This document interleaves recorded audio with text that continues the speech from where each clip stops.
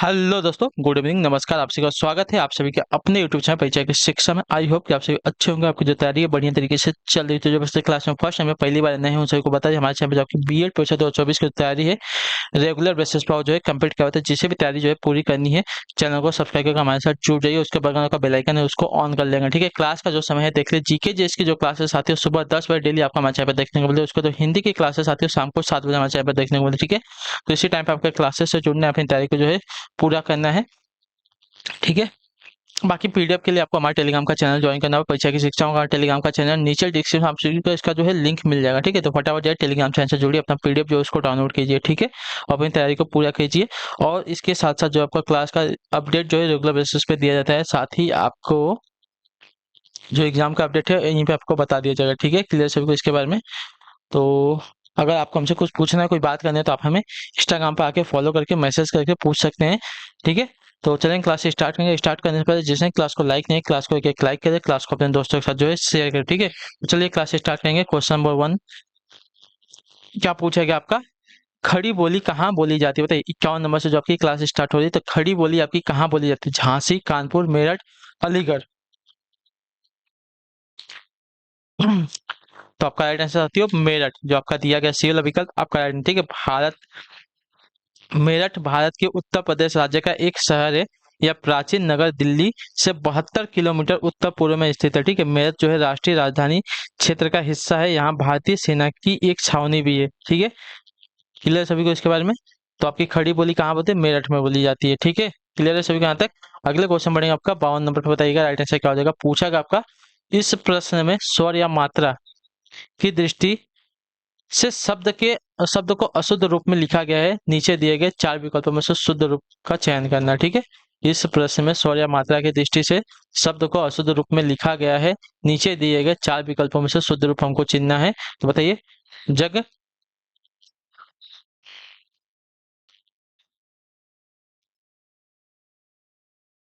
जगत प्राण का कौन सा वर्तनी यहाँ पे शुद्ध है, ठीक है। जगत प्राण की कौन सी वर्तनी यहाँ पे शुद्ध है? देखिए, जगत प्राण की जो आपकी सी वाली वर्तनी दी गई है आपके यहाँ पे शुद्ध है। जो आपका सी वाला ऑप्शन दिएगा आपके यहाँ पे राइट आंसर, ठीक है। क्लियर सभी को इसके बारे में? अगले क्वेश्चन बढ़ेंगे आपका 53 नंबर उत्तर देंगे राइट आंसर का। वर्तनी की दृष्टि से कौन सा शब्द सही है, ठीक है। वर्तनी की दृष्टि से कौन सा यहाँ पे शब्द दिया गया है जो शुद्ध है? तो देखिए, ज्योत्सना की कौन सी वर्तनी शुद्ध है? देखिए, ज्योत्सना की जो वर्तनी दी गई है बी वाली आपकी यहाँ पे शुद्ध हो जाएगी, ठीक है। क्लियर सभी को इसके बारे में? ज्योत्सना जो आपका बी वाला विकल्प देगा आपका राइट आंसर। अगले क्वेश्चन बढ़ेगा आपका 54 नंबर। ध्यान से देखिएगा, उत्तर दीजिएगा। राइट आंसर क्या हो जाएगा? निम्नलिखित शब्दों में से शुद्ध शब्द को चुनना है, ठीक है। संन्यास, तो संन्यास की कौन सी वर्तनी? तो देखिए, बी वाली वर्तनी जो दी गई है संन्यास की वर्तनी आपके यहाँ पे शुद्ध हो जाएगी, ठीक है। क्लियर सभी को इसके बारे में? क्लियर यहाँ तक सभी का? ठीक है। अगला क्वेश्चन देखिए आपका 55 नंबर पे। बताइएगा राइट आंसर क्या हो जाएगा। वर्णमाला में संयुक्त स्वर कौन से हैं, ठीक है। मैंने आपको बताया है वर्णमाला में संयुक्त स्वर कौन से हो जाएंगे यहाँ पे।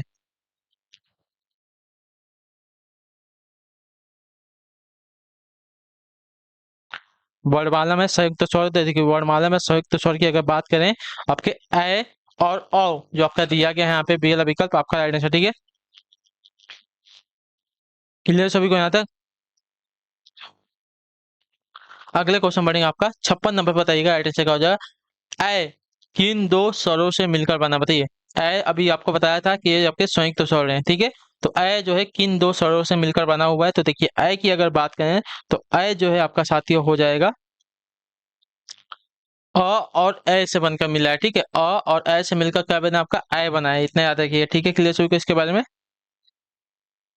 अगले क्वेश्चन बढ़ेंगे। अच्छा देख लीजिए यहाँ पे और जो दिया गया अ प्लस ई से मिलकर क्या बना? तो आपका ए बना है, ठीक है। अ प्लस ऊ से मिलकर, तो अ प्लस ऊ से मिलकर आपका ओ बना है, ठीक है। और अ प्लस अ से मिलकर आपका क्या बना है? तो अ बना है, ठीक है। क्लियर सभी को यहाँ तक? अगले क्वेश्चन बढ़ेंगे आपका देखेंगे 57 नंबर। विशेषण से भाववाचक बनने वाला शब्द है कौन सा? बताइए, विशेषण से भाववाचक बनने वाला शब्द कौन सा है? यहाँ पे सही उत्तर क्या हो जाएगा?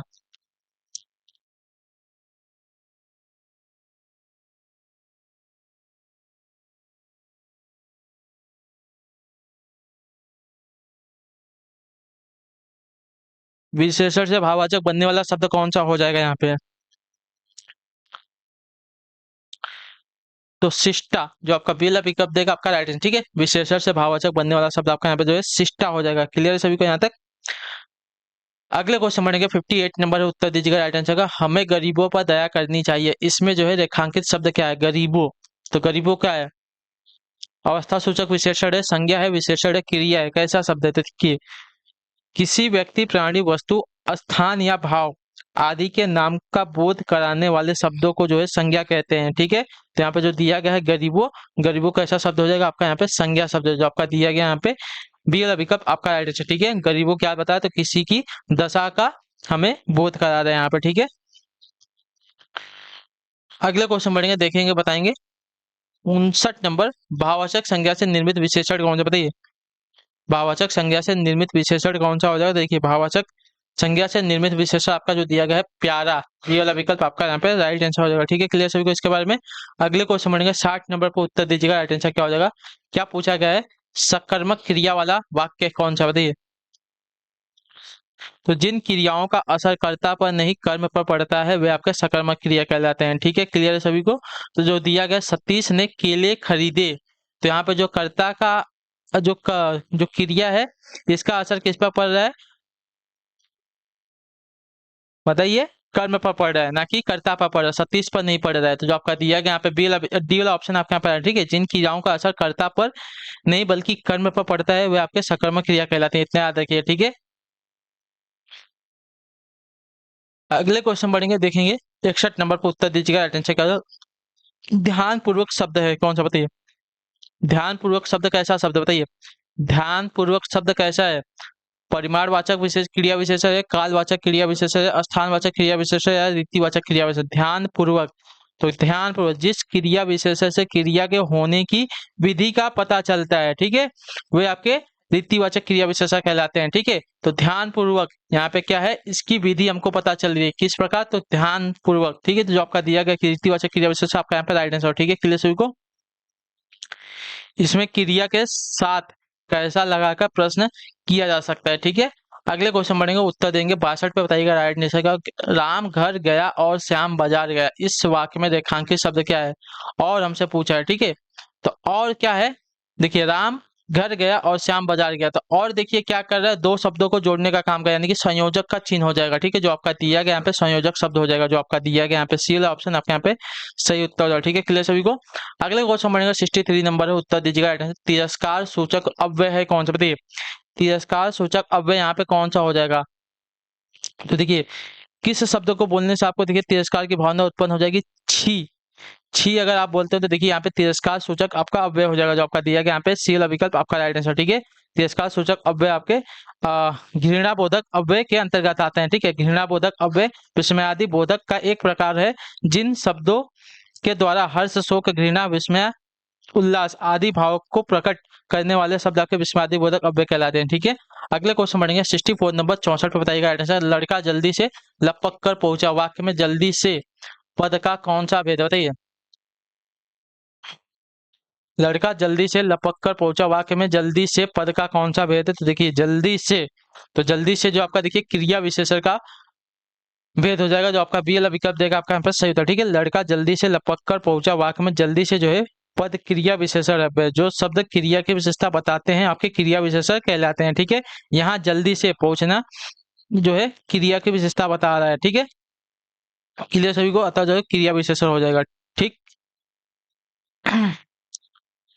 क्रिया विशेषण मुख्यतः कितने प्रकार के? 4 प्रकार के होते हैं, मैंने आपको बताया शायद। ठीक है, रीतिवाचक क्रिया विशेषण, कालवाचक क्रिया विशेषण और परिमाणवाचक क्रिया विशेषण। ठीक है, और आपका एक यहाँ पे दिया गया था जो कौन सा? देखिए, स्थानवाचक क्रिया विशेषण भी होता है। ठीक है, अगले क्वेश्चन बढ़ेंगे, 65 नंबर। ऐ राकेश यहाँ आओ, इस वाक्य में कौन सा कारक है? देखिए यहाँ पे क्या लगा है? ऐ राकेश यहाँ आओ, तो देखिए यहाँ पे क्या हो जाएगा?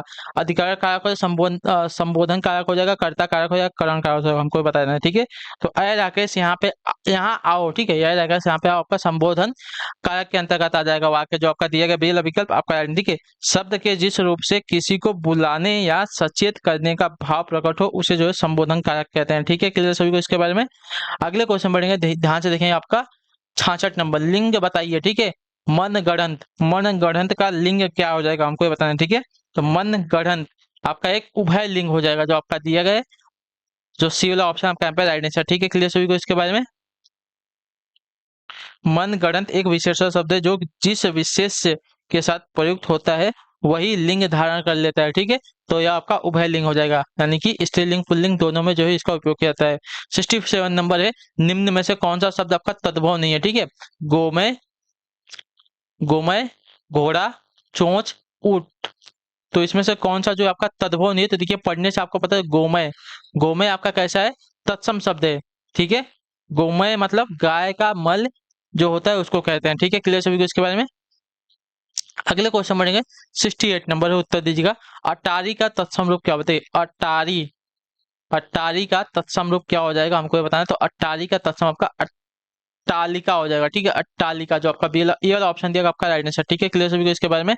अगले क्वेश्चन बढ़ेगा, 69 नंबर है, उत्तर दीजिएगा राइट आंसर। नीचे दिए अनेकाधिक शब्द को एक अर्थ के साथ लिखा है, इसका दूसरा अर्थ बताइए। ठीक है, रसाल का मीठा दिया गया है, इसका दूसरा अर्थ क्या होगा हमको बताना। ठीक है, रसाल का एक अर्थ आपका मीठा दिया गया है, इसका दूसरा अर्थ क्या हो जाएगा। देखिए रसाल का एक अर्थ अगर मीठा दिया तो दूसरा अर्थ आपका इसका रसीला हो जाएगा। ठीक है, जो आपका बी वाला विकल्प देगा आपका राइट आंसर हो जाएगा। ठीक, क्लियर सभी को इसके बारे में।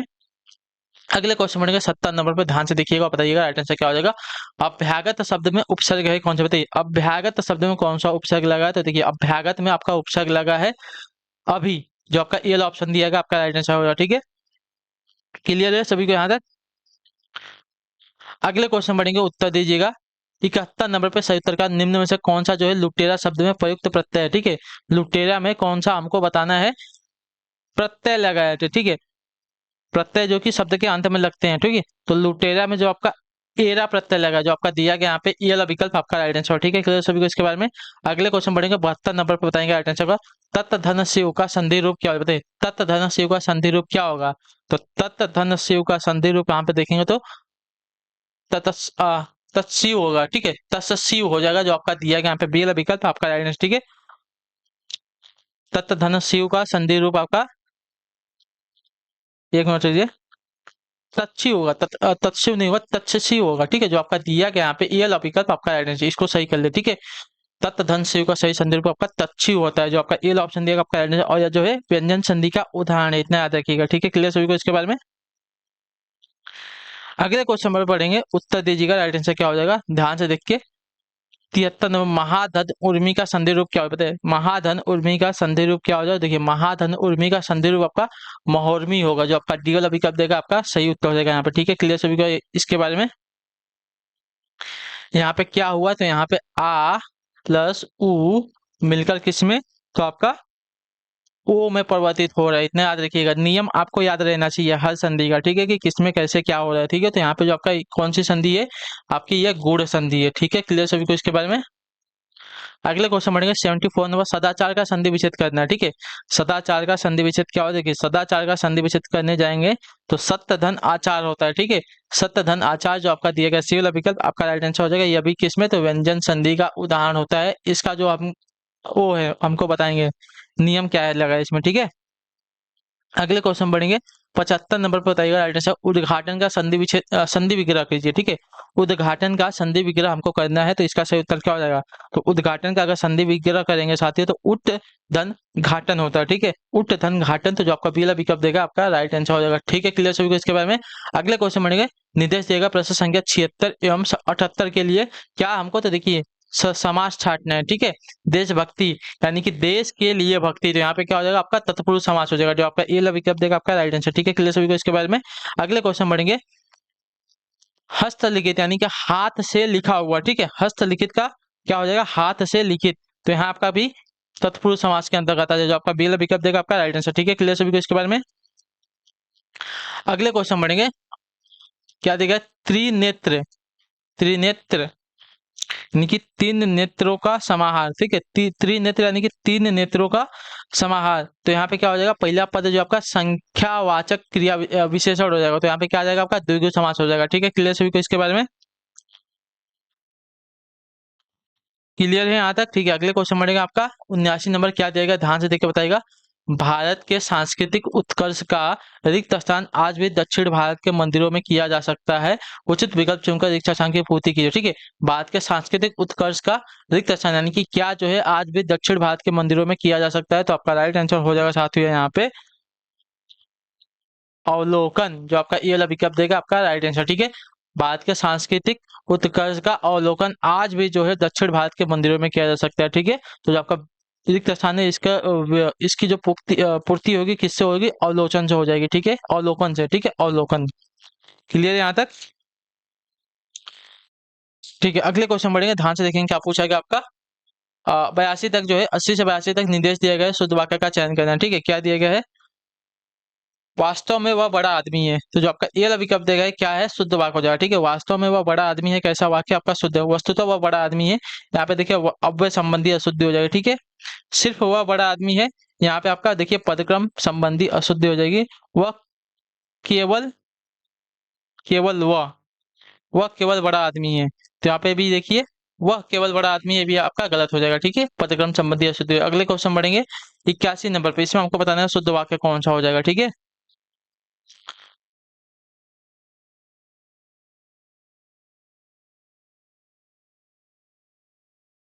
तो यहाँ पे देखिए दूध की नाप होती है, तो दूध की नाप होता नहीं है, दूध की माप होती है। ठीक है, नाप होता है गलत दिया गया, दूध की क्या होती है, माप होती है, इतने याद रखिएगा। ठीक है, कपड़ों की माप होती है, तो कपड़ों की माप नहीं, कपड़ों की नाप होती है। ठीक है, इसका इसमें और इसका इसमें हो जाएगा।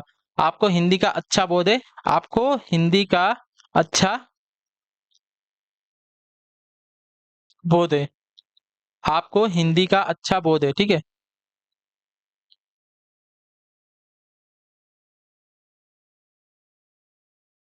ठीक है,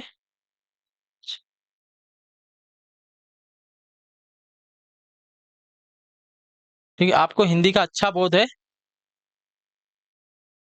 और उसने दंड पाने का काम किया है, ये भी वाक्य आपका शुद्ध हो जाएगा। ठीक है, जो आपका डी वाला विकल्प देगा ये भी आपका शुद्ध है, आपको हिंदी का अच्छा बोध है, ये भी आपका यहाँ पे शुद्ध हो जाएगा। ठीक है,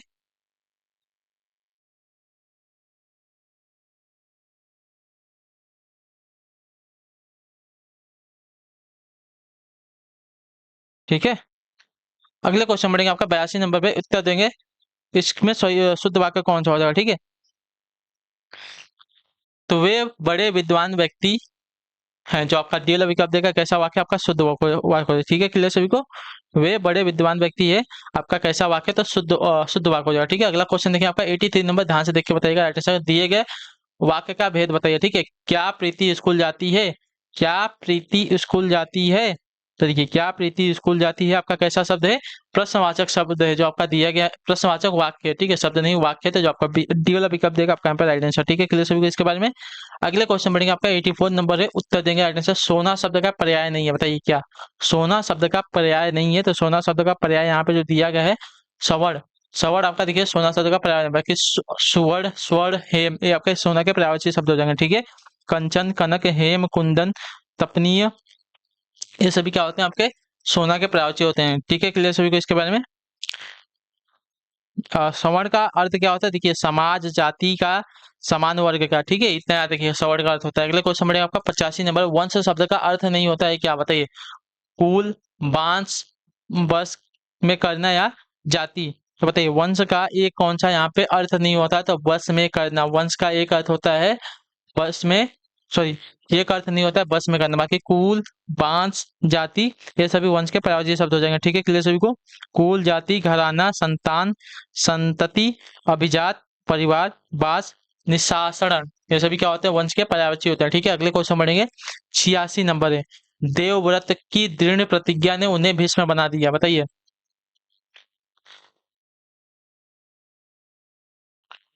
तो हमको क्या है दृढ़ का विलोम बताना है यहाँ पे। तो देखिए देवव्रत की दृढ़ प्रतिज्ञा ने उन्हें भीष्म बनाया, तो दृढ़ का आपका हो जाएगा अदृढ़, जो आपका दिया गया यहाँ पे बी वाला विकल्प आपका राइट आंसर। ठीक है, क्लियर सभी को, दृढ़ का अर्थ है निश्चित या तो अधिक, अदृढ़ का अर्थ होता है अनिश्चित या तो विचलित। ठीक है, अगले क्वेश्चन बढ़ेंगे 87 नंबर पे, मसृण, मसृण का विलोम शब्द का, देखिए मसृण का विलोम शब्द आपका यहाँ पर हो जाएगा साथियों मुलायम, सॉरी मसृण का अर्थ क्या होता है, मुलायम होता है। ठीक है, तो इसका विलोम क्या हो जाएगा, तो इसका विलोम हो जाएगा रुक्ष, जो आपका दिया गया बी वाला ऑप्शन आपका यहाँ पर राइट आंसर। ठीक है, रुक्ष का अर्थ होता है रूखा हुआ। ठीक है, अगले क्वेश्चन बढ़ेंगे 88 नंबर, ऐसा व्यक्ति जिसके आने का दिन और समय पहले से निश्चित होता है क्या कहलाता है, बताइए, ऐसा व्यक्ति जिसके आने का समय और दिन पहले से निश्चित होता है क्या कहलाता है, तो आपका राइट आंसर हो जाएगा आपका अतिथि कहलाता है। जो आपका सी वाला ऑप्शन दिया गया है 88 पे आपका राइट आंसर। ठीक है, ऐसा व्यक्ति जिसके आने का दिन और समय पहले से निश्चित होता है वो आपका अतिथि कहलाएगा। ठीक है, क्लियर हो गया यहाँ पर। सामने या निकट आया हुआ जो उसका होता है अभ्यागत कहते हैं। ठीक है, जो समय से न हुआ हो उसको असामयिक कहेंगे। विद्वानों या विशेषज्ञों द्वारा जो मान्य है उसको गणमान्य कहेंगे। ठीक है, अगले क्वेश्चन बढ़ेंगे 89 नंबर पर, उत्तर दीजिएगा। किसी वस्तु को प्राप्त करने की तीव्र इच्छा के लिए एक शब्द क्या होता है, बताइए। किसी वस्तु को प्राप्त करने की तीव्र इच्छा आपकी क्या कहलाएगी, तो आपका राइट आंसर होगा अभिप्सा। जो आपका दिया गया है यहाँ पे सी वाला विकल्प आपका किसी वस्तु को पाने की तीव्र जो इच्छा है उसकी अभिपसा कहलाती है। ठीक है, किसी वस्तु का भीतरी भाग जो आपका अभ्यंतर कहलाता है। ठीक है, क्लियर है सभी को। अगले क्वेश्चन बढ़ेंगे आपका 90 पे। काजल की कोठरी का अर्थ क्या होता है, काजल की कोठरी इसका अर्थ क्या हो जाएगा, तो देखिए काजल की कोठरी का अर्थ हो जाएगा कलंक लगने का स्थान। जो आपका दिया गया यहाँ पे बी वाला विकल्प आपका राइट आंसर। ठीक है, क्लियर सभी को इसके बारे में। अगले क्वेश्चन बढ़ेंगे 91 नंबर। गूंगे का गुड़ मुहावरे का अर्थ क्या बताइए। गूंगे का गुड़ मुहावरे का अर्थ क्या हो जाएगा, तो देखिए गूंगे का गुड़ मुहावरे का अर्थ हो जाएगा अव्यक्त अनुभव। जो आपका दिया गया है यहाँ पे डी वाला ऑप्शन आपके यहाँ पे राइट। ठीक है, गूंगे का गुड़ यानी कि अव्यक्त अनुभव इसका अर्थ हो जाएगा। ठीक है, क्लियर सभी को इसके बारे में। यहाँ तक सभी का क्लियर है। ठीक है, अगले क्वेश्चन बढ़ेगा, उत्तर देंगे राइट आंसर क्या हो जाएगा, ध्यान से देखिएगा, बताने की कोशिश कीजिएगा आप सभी लोग।